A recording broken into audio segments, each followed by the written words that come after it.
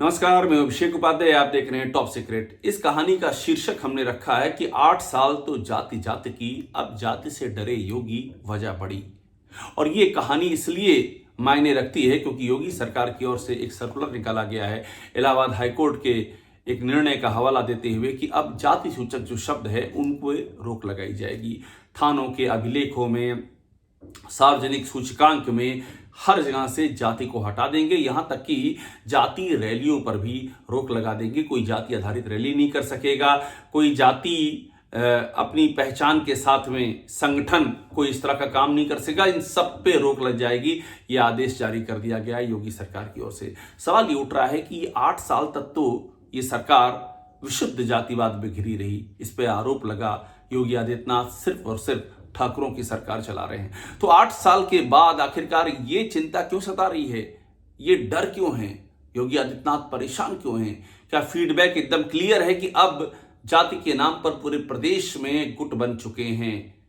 एक जो शुरुआत हुई ठाकुरों की राजनीति के नाम पर वो फैल चुकी है हर तरफ। उसमें यादव अलग गुट बना चुके हैं, कुर्मी अलग हैं, राजभर अलग हैं, ब्राह्मण अलग हैं, जाटव अलग हैं, अलग अलग पूरी जाति में बढ़ चुका है। और बीजेपी की चिंता इसी बात की है कि बीजेपी इस स्थिति में वही हश्र होगा बीजेपी का जो 2007 में था, जो 2012 में था, कि जातियों में बटे हुए समाज में बीजेपी कहीं भी सर उठा सकने में सक्षम नहीं थी क्योंकि हिंदू का कोर वोट बैंक जातियों में बट गया था। उसी का डर सता रहा है। सवाल ये उठ रहा है कि योगी आदित्यनाथ को ये बात अब क्यों याद आ रही है? आप याद कीजिए, इसी प्रदेश में जिस तरह से करणी सेना ने उपद्रव किया और योगी आदित्यनाथ की सरकार आंखें मूंदे रही।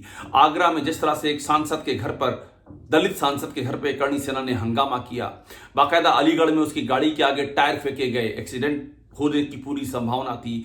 खुल करके पुलिस की मौजूदगी में तलवारें लहराई गई, पुलिस की मौजूदगी में डबल बैरल की बंदूक लहराई गई। पुलिस प्रशासन देखता रह गया और आगरा से लेकर के अलीगढ़ और अलीगढ़ से लेकर के प्रयागराज तक करणी सेना के लोग कहीं मजार पे चढ़ गए, कहीं सार्वजनिक स्थानों पर चढ़ गए और खुल करके उन्होंने शक्ति प्रदर्शन किया। किसी ने रोकने की कोशिश नहीं की। उनकी रक्त स्वाभिमान रैली को मंजूरी दी प्रशासन ने, आप सोचिए, जबकि वही करणी सेना उसके पहले दुनिया भर का उपद्रव कर चुकी थी। रामजी लाल सुमन समाजवादी पार्टी के दलित सांसद के यहाँ हंगामा करने पर उसके कई सदस्यों पर FIR हो चुकी थी। उसके बाद भी उसको रक्त स्वाभिमान रैली की इजाजत इस सरकार ने दी है। ये इस सरकार का ट्रैक रिकॉर्ड है। इस सरकार का ट्रैक रिकॉर्ड है एक जाति विशेष की नियुक्तियां करने का भी। इस सरकार पर आरोप है, संगीन आरोप है कि यहां सभी महत्वपूर्ण पदों पर योगी आदित्यनाथ के स्वजाति बैठे हैं। कि शुरुआत से योगी आदित्यनाथ ने ऐसा ही किया। अपने सारे करीब लोग STF के मुखिया से लेकर के जो इंपॉर्टेंट पोजीशन थी, अभी हाल ही में शशि गोयल से पहले जो चीफ सेक्रेटरी मनोज कुमार सिंह थे, और मनोज कुमार सिंह को सिर्फ चीफ सेक्रेटरी ही नहीं बनाया, उन्हें सब दे दिया।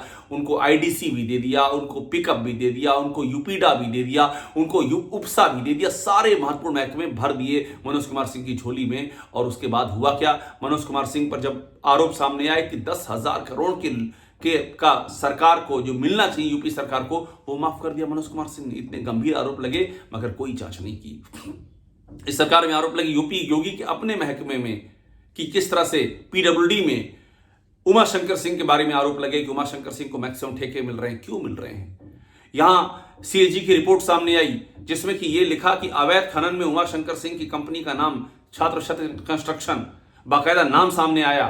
और उसमें यह भी सामने आया किस तरह से ये जो उमाशंकर सिंह हैं, प्रशासन और अवैध खनन करने वालों की पूरी मिली भगत की बात सामने आई और सरकार को चूना लगाया गया। वहां अवैध खनन हुआ जहां अवैध खनन नहीं होना चाहिए, यानी कि पुल के करीब भी अवैध खनन कर दिया गया। सोनभद्र के मामले सामने आए।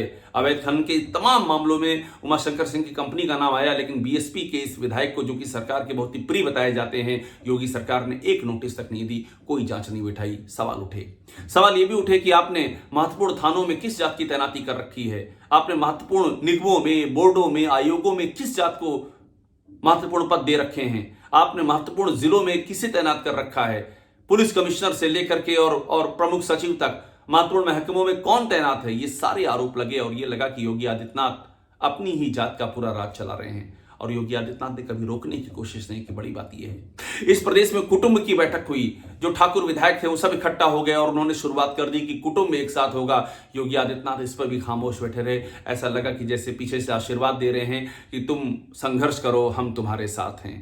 कहीं रोकने की कोशिश नहीं की। कुटुंब की एक बैठक हुई क्लार्कवद में, दूसरी बैठक होगी गोमती में। योगी सरकार के मंत्री से लेकर के ठाकुर विधायक तक सब इकट्ठा हो गए और योगी आदित्यनाथ ने सांस नहीं ली, एक बार भी रोकने की कोशिश कवायद नहीं की। इस बीच नौकरियों के मामले सामने आए। किस तरह से नौकरियों में भी एक जात विशेष का ही बोलबाला। बांदा कृषि विश्वविद्यालय का मामला सामने आया। 15 में से 11 ठाकुर, ये बाकायदा छपा, मीडिया संस्थानों ने छापा। अभी लखीमपुर खीरी का मामला सामने आया। 55% ठाकुर अर्बन कोऑपरेटिव बैंक में, 55% ठाकुर, यानी कि जातियों यानी कि नौकरियों में भी एक जाति विशेष का।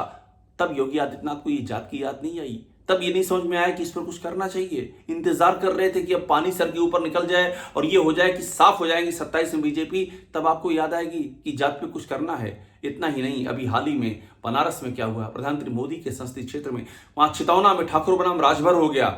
और ठाकुर बनाम राजभर में स्थिति ये हुई कि इधर से करणी सेना वहां भी कूद गई, इधर से राजभर समाज के लोग आ गए, इधर से योगी सरकार में जो मंत्री हैं ओम प्रकाश राजभर कैबिनेट मंत्री, उनके बेटे अरविंद राजभर उतर आए, उधर से अनिल राजभर उनकी पार्टी से, योगी की अपनी पार्टी से उतर आए, वो भी मंत्री हैं। और बनाम ठाकुर बनाम राजभर का रायता फैलता गया।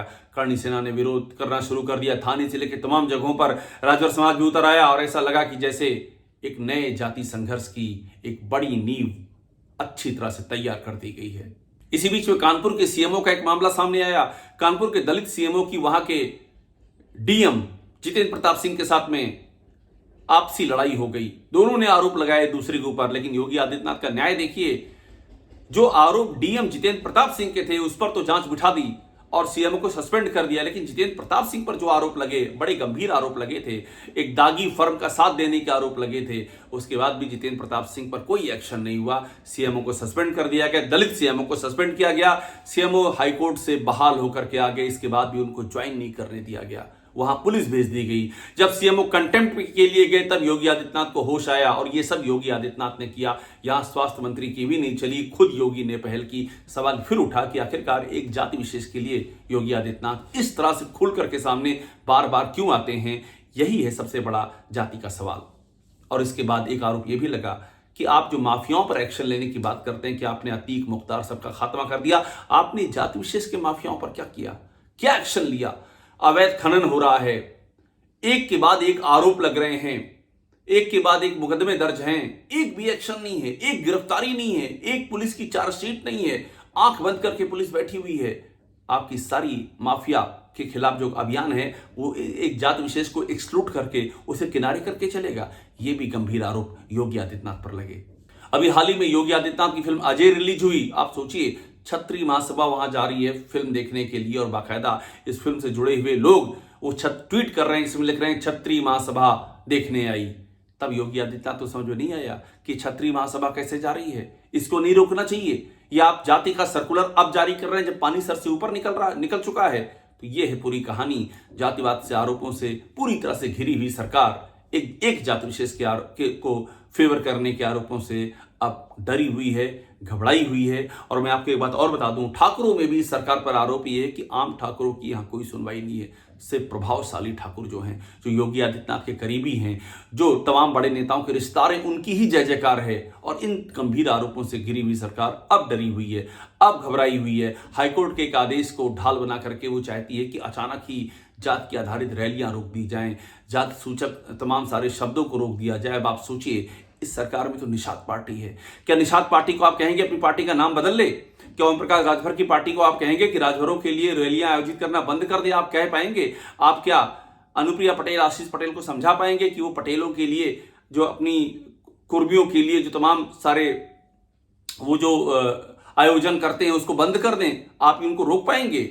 आप नहीं रोक सकते हैं। अब जबकि ये जाति विद्वेष फैल चुका है, जबकि आप पे आरोप है कि आपने खुद इस जाति विद्वेष की आग को फैलाने में पूरा योगदान किया है, इसको हवा दी है, तो आपको लगता है कि इस सर्कुलर से ये जाति विद्वेष रुक जाएगा? ये पहले सोचना चाहिए था। एक बात ये है। और दूसरी बात ये है कि क्या अब भी आप इस पर लगाम अगर आपको लगानी है तो क्या आप करणी सेना पर लगाम लगा पाएंगे? क्या आप छत्री महासभाओं पर लगाम लगा पाएंगे? क्या कुटुंब के विधायकों की जो बैठकें हुई, जो कि आपके सामने हुई और आप आंख मूंदे रहे, क्या आप उन पर लगाम लगा पाएंगे? यक्ष प्रश्न यही है कि क्या ये शुरुआत योगी आदित्यनाथ खुद कर पाएंगे जिसके लिए सर्कुलर जारी किया जा रहा है? सबसे बड़ा सवाल यही है। जब तक इस सवाल का जवाब नहीं मिलेगा, इस सर्कुलर का कोई मतलब नहीं होगा। पहले योगी आदित्यनाथ खुद बताएं कि क्या वो ये जातिगत जो प्रेम है उनका और जो जातिगत पक्षपात के संगीन आरोप हैं, क्या वे खुद उनसे ऊपर उठ पाएंगे? जब तक योगी नहीं उठ पाएंगे ऊपर, जब तक योगी अपने हृदय को, अपनी सोच को बड़ा नहीं कर पाएंगे, ऐसे सर्कुलर के कोई मायने नहीं है, इनके कोई मानी नहीं है। टॉप सीक्रेट को देखते रहिए, लाइक कीजिए, सब्सक्राइब जरूर कीजिएगा।